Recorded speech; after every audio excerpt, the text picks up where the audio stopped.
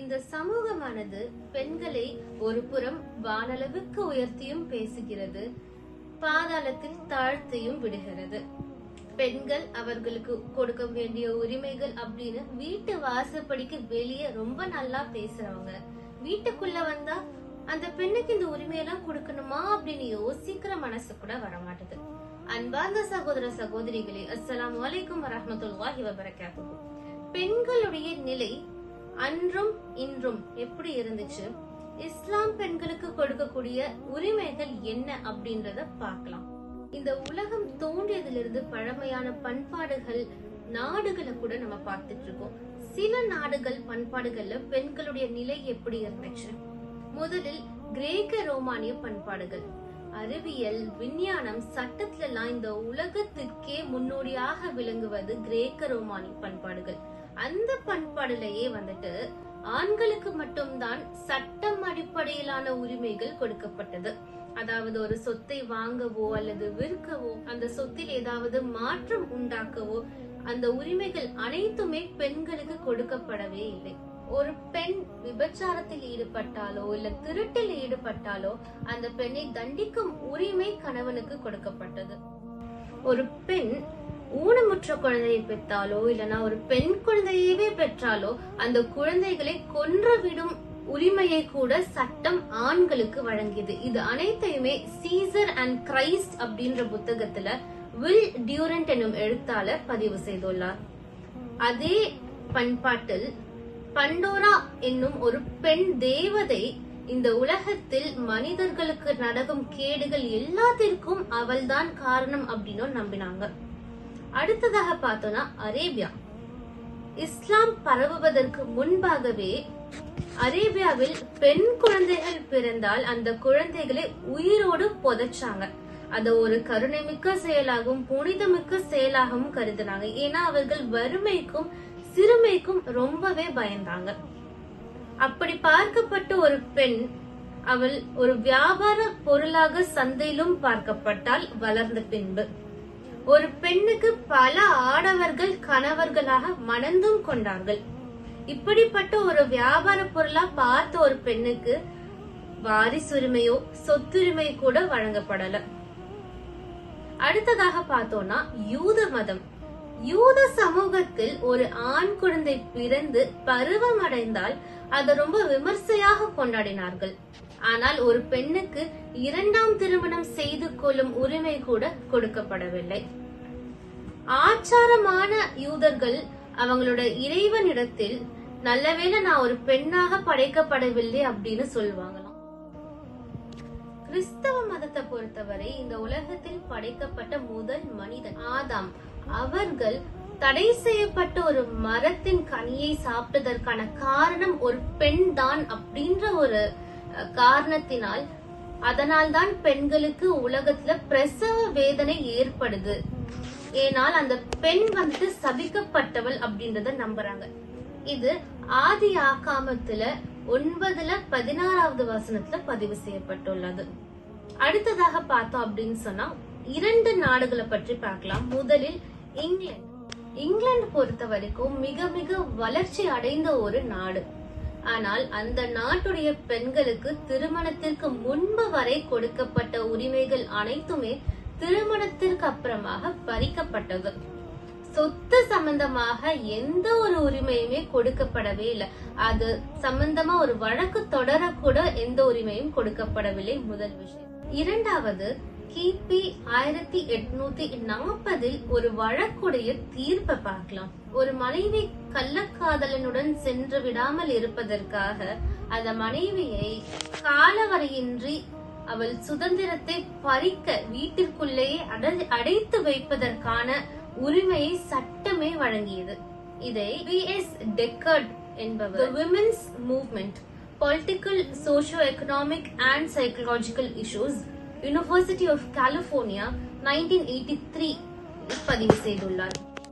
இங்கிலாந்தில் பெண்கள் கிபி 1856 அவர்கள் வருமானம் மூலம் ஈட்டிய சொத்துக்கள், வாரிசுரிமை மூலம் பெற்ற சொத்துக்கள் அனைத்தையுமே அவங்க வச்சுக்கிறதுக்காக பாராளுமன்றத்தில் கோரிக்கை வைத்து அந்த உரிமையை பெற்றனர். கிபி 1928 தான் வாக்குரிமை அவர்களுக்கு கொடுக்கப்பட்டது.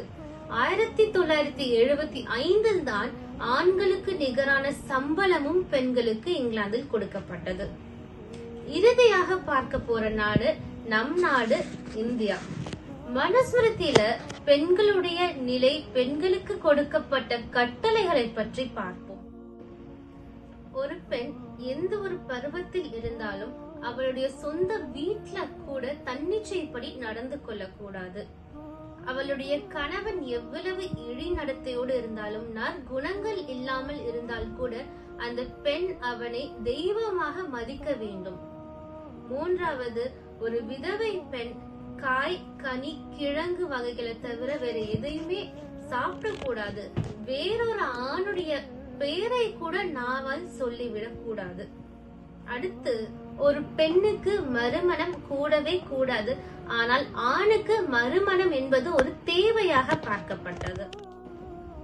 படுக்கை, ஆதனம், அழகு செய்தல், காமம், சினம், பொய், துரோக எண்ணம் இவை எல்லாமே மாதருடைய பொருட்டே இருக்கிறது அப்படின்னு மனு படைத்தார் என்று நம்புகிறார்கள். பெரும்பாலும் மாதர் அப்படின்னு சொன்னால் இல்லாதவர்கள் என்றுதான் பார்க்கப்பட்டனர். இதுவரைக்கும் பெண்களுடைய அந்த கால நிலையை பத்தி பார்த்தோம். இந்த காலத்திலும் சில நிலைகள் பெண்களுக்கு இன்னும் அநீதியாகவே தான் இருந்து கொண்டிருக்கிறது. முதலில் சிசு கொலை, கருக்கொலை. அந்த காலத்துல குழந்தை பிறந்தாதான் அது பெண்ணா ஆனான்னு தெரியும். ஆனா இப்போ ஒரு ஸ்கேன் மூலியமாவே நமக்கு தெரிஞ்சிருது.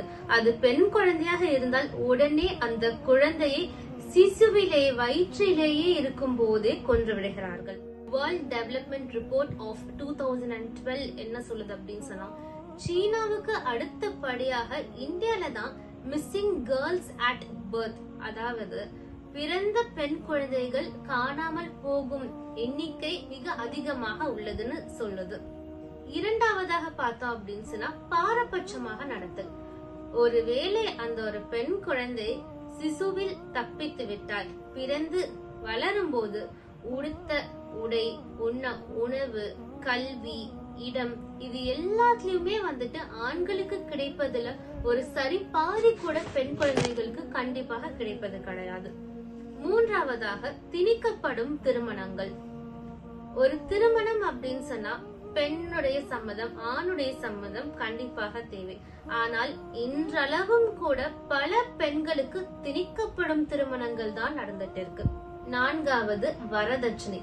வரதட்சணை கொடுமையால இன்றும் பல பெண்கள் தினந்தோறும் உயிரை விடும் செய்தியை, அவல நிலையை தினம் தினம் நாம வந்துட்டு செய்தியில பார்த்து கொண்டுதான் இருக்கிறோம். அடுத்ததாக டொமஸ்டிக் வயலன்ஸ். ஒரு பெண் தன்னுடைய வீட்டிற்குள்ளேயே கொடுமைப்படுத்தப்படும் அவலம் இன்றளவும் நடைபெற்று கொண்டுதான் இருக்கு. அதன் காரணமாக பல பெண்கள் அவங்களோட உயிரையும் விட்டிருக்காங்க, கொலையும் செய்யப்பட்டுள்ளார்கள். அடுத்ததாக ஆணவ கொலைகள், கௌரவ கொலைகள். தங்களுடைய மதம், ஜாதியை தவிர்த்து விட்டு வேறொரு ஆணை திருமணம் செய்து கொண்டால் 2 பேரையோ அல்லது அந்த பெண்ணையோ கொன்று விடுகிறார்கள். இந்த ஒரு இழிவான செயலை அந்த பெண்ணுடைய தகப்பனோ உடன் பிறந்தோர் தான் பண்ணிட்டு இருக்காங்க.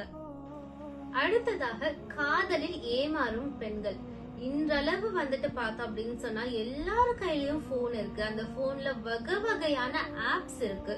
அந்த ஆப்ஸ் மூலியமா ஆன்லைன்ல கனெக்ட் ஆகி பல ஆடவர்கள் கிட்ட இன்றளவும் பெண்கள் ஏமாந்து போகிறார்கள் காதல் என்ற பெயரில். அடுத்ததாக பாலியல் வன்புணர்வு. ஒரு 3 மாத குழந்தையாக இருந்தாலும் சரி, இல்லனா 60-70 வயது மூதாட்டியாக இருந்தாலும் சரி, இந்த பாலியல் வன்புணர்வு அப்படின்ற செய்தியை தினந்தோறும் வந்துட்டு நம்ம பார்த்து கொண்டேதான் இருக்கிறோம். இந்த 2026ல கூட அதோடைய அளவு அதிகமாகிட்டேதான் இருக்கு, நாளுக்கு நாளே தவிர குறைந்த பாடு இல்லை. அடுத்தது விதவைகளுக்கு எதிராக. இந்த சமூகம் ஒரு விதவை அப்படின்னு சொன்னாலே மிக மிக இழிவான பார்வை, தாழ்வான பார்வையை தான் அந்த பெண் மேல காட்டுகிறது, பார்க்கிறது. ஒரு கேள்வி, பெண்களை புனிதமாக பார்க்கும் இந்து மதத்தில் கூட ஒரு விதவைக்கு ஏன் இவ்வளவு அவமதிப்பு அப்படின்ற கேள்விக்கு 1997 தினமணி தீபாவளி மலரில் திரு ஜெயேந்திர சுவாமிகள் அவர்கள் பதில் சொல்றாங்க. பெண் இனத்தை நம்முடைய இலக்கியங்கள் வளமான பூமியாக கருதுகின்றன. ஆனாலும் விளையாத ஒரு தரிசு நிலத்திற்கு எவ்வித பணி செய்தும் பயனில்லை. இந்த ஒரு பதிலை அளிச்சிருக்காங்க. இப்படியாக பெண்களுடைய நிலை அந்த காலத்திற்கும் இந்த காலத்திற்கும் சரி பாதி அளவு கூட குறையவில்லை. மாறாக டெக்னாலஜி வளர வளர பெண்களுக்கு நடக்கும் அநீதிகளும் வளர்ந்து கொண்டே இருக்கிறது டெக்னாலஜிக்கு ஏற்றவாறு. அடுத்ததாக பெண்களை கடத்துவது, வெவ்வேறு செயல்களுக்காக ஒரு விபச்சாரத்தில் ஈடுபடுத்துவதற்கோ இல்லனா அடிமைத்தனம் படுத்துவதற்கோ அடிமை வேலை செய்வதற்கோ வெளிநாடுகளுக்கு நாடு கடத்தவோ பெண்களை கடத்தி படுத்துகிறார்கள். அடுத்ததாக பெண்களை ஆபாச பொருட்களாக பயன்படுத்துவது. இன்னைக்கு நிறைய விளம்பரங்களை நம்ம பார்த்துட்டு இருக்கோம், சினிமாக்களை பார்த்துட்டு இருக்கோம். எல்லாத்துக்குமே ஒரு ஆண்களுடைய ப்ராடக்டா இருந்தாலும் சரி, ஒரு பெண் கவர்ச்சிகரமான ஒரு பொருளாகத்தான் அதில் காண்பிக்கப்படுகின்றாள். இப்படிப்பட்ட ஒரு சமூகத்தில் இஸ்லாம் பெண்களுக்கு பல உரிமைகளை கொடுத்துள்ளது. அதை பத்தி பார்ப்போம். முதலில் சமூக உரிமைகள். ஒரு சமூகத்தில் திருமணம் செய்து கொண்டு வாழும் உரிமையை, தன்னுடைய கணவரை தேர்ந்தெடுக்கும் உரிமையை பெண்ணிற்கு இஸ்லாம் கொடுத்துள்ளது. இஸ்லாத்தை பொறுத்தவரைக்கும் திருமணம் என்பது ஒரு ஒப்பந்தம். பெண்ணும் மனசார ஒப்புக்கொள்ள வேண்டும், ஆணும் மனசார ஒப்புக்கொள்ள வேண்டும். அடுத்ததாக திருமணத்தை முறிக்கும் உரிமை ஆகுமான காரணங்களுக்காக. மனவிலக்கு உரிமையை இஸ்லாம் பெண்களுக்கு வழங்கியுள்ளது. திருக்குர்ஆனுடைய சூரத்துல் பக்கராவின் 232வது வசனத்தில் இதை பற்றி இறைவன் கூறியுள்ளான். ஒரு திருமண வாழ்வில் ஆகுமான காரணங்களுக்காக ஒரு பெண் மன வாழ்க்கை விட்டு விலகி வர விரும்பினால் தாராளமாக அவள் வெளியே வரலாம். 2ஆம் திருமணமும் தாராளமாக செய்து கொள்ளலாம். அடுத்ததாக பார்த்தோம் அப்படின்னு சொன்னா பொருளாதார உரிமைகள்.